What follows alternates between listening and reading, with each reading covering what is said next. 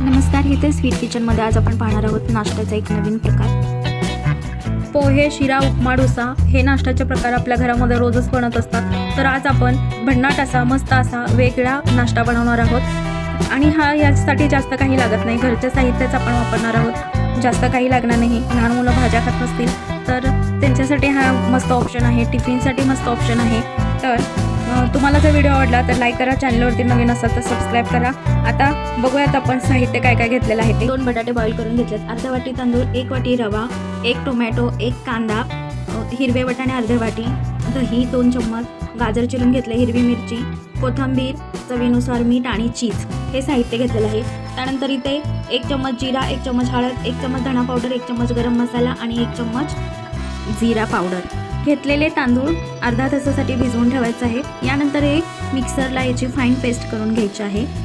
तर बघा, यामध्ये मिक्सरला बारीक करताना थोडंसं पाणी घालायचं आहे आणि मग हे अशी पेस्ट तयार होईल. तर तुम्हाला हवं तर थोडं कमी पण करू शकता पाण्याचं प्रमाण. आता यामध्ये जो घेतलेला रवा आहे तो घालायचा आहे आणि दही पण यामध्ये घालायचं. त्यानंतर यामध्ये घालूयात आपण अर्धा चम्मच जिरा, थोडंसं चवीनुसार मीठ पण घालायचं आहे यामध्ये.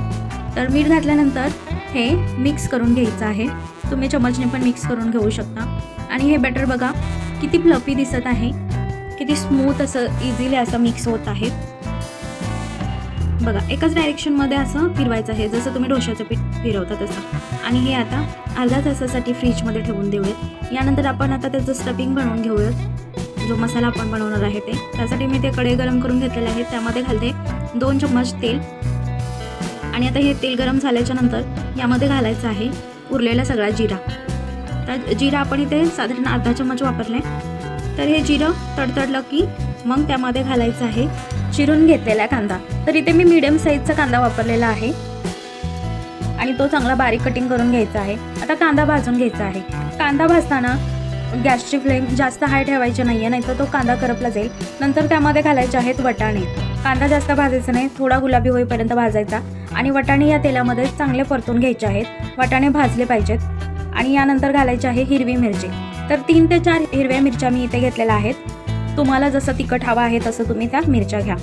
तर आता हे सगळं भाजून झालेलं आहे. यानंतर यामध्ये घालूयात आपण टोमॅटो. टोमॅटो पण मी एक मीडियम साईजचा टोमॅटो घेतलेला आहे, तो बारीक कटिंग करून घ्यायचा आहे. आणि हा टोमॅटो पण तेलामध्ये चांगला परतून घ्यायचा आहे. आता हे टोमॅटो आणि वटाणे हे सगळं परतून झाल्याच्या नंतर गाजर घालून घेऊयात. यामध्ये घालूयात गरम मसाला, जिरा पावडर, धणा पावडर घालूयात. आणि मग घालूयात आपण यामध्ये हळद घालूयात. 2-3 मिनटं परतून घ्यायचं आहे. यावरती झाकण ठेवूयात. वटाणे थोडेसे वाफ काढून घ्यायचे आहेत, कारण आपण वटाणे बॉईल करून घेतलेले नाही आहेत. यानंतर इथे जे आपण बॉईल बटाटे घेतले होते ते मॅश करून घ्यायचे आहेत. मॅश केलेले बटाटे यामध्ये घालूयात आणि परतून घेऊयात. आता यामध्ये कोथिंबीर घालून घेऊया आणि 2 मिनटं मिक्स करून घेऊयात. एक झाकण घ्यायचं आहे, कुठल्याही साईजचा असू द्या. तर मी हे घेतलेलं आहे छोट्या डब्याचं झाकण. आणि त्यावरती प्लास्टिकच्या थैलीनेही असं पॅक करायचं आहे त्याला. आणि पाठीमागं तुम्ही रबर वगैरे काहीतरी बांधून ते पॅक करू शकता. बघा, अशा पद्धतीने मी इकडे रबर बांधून घेतलेलं आहे, म्हणजे काय होईल ते एकदम फिटिंगमध्ये बसेल त्यासाठी. आणि यावरती आपण बनवणार आहोत आता यावरती काय करायचं आहे, तर यातलं थोडंसं पीठ घ्यायचं आहे आणि हे असं बसवायचं आहे त्याच्यावरती स्क्वेअर, म्हणजे शेप देण्यासाठी आपण हे झाकणचा वापर केलेला आहे. तर यावरती ठेवायचं आहे चांगलं.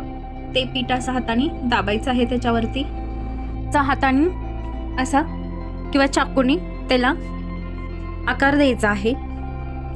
हा बघा, मी असा आकार दिलेला आहे त्याला, एकदम असा तो झाकण जसं आहे स्क्वेअर मध्ये तसं. आणि त्यावरती आपण जे बनवून घेतलेलं बॅटर आहे, जे मसाला बनवला होता आपण त्याचं स्टफिंग, ते त्याच्यावरती घालून घ्यायचं आहे.